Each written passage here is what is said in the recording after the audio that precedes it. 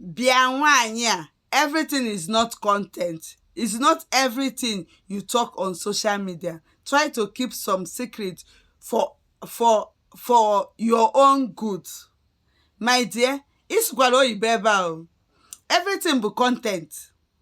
Everything bụ content. Kama na maya ekwule ka ndị dice ka ndị ọzọ mara ife m na-ekwu. Onye ma eji wee sụba Igbo, gị nwa bịazịa sụbazịa, gị nwa bịazịa sụbazie oyibo. Asụrụ m oyibo. Ọ bụ na m pụta sụba oyibo ebe a si hey wala ịghọtago.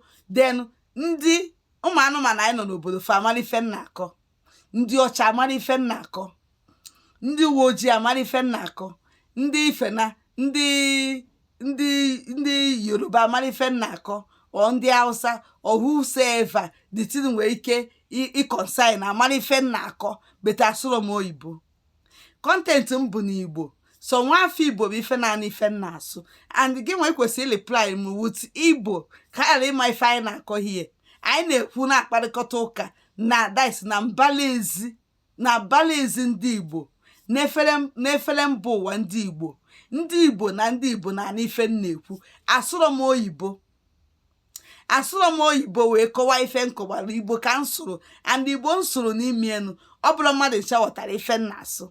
So isizina m na ọ bụla ife ọbụla bụ content. Ife ọbụla nọ n'ụwa bụ content. Ife ọbụla ekwuru ekwu n'ọnụ na ife emere eme ọya nwa bụ content. Content bụ anything ọbụla ikwupụta n'ọnụ gị bụ content ka ọ bụ.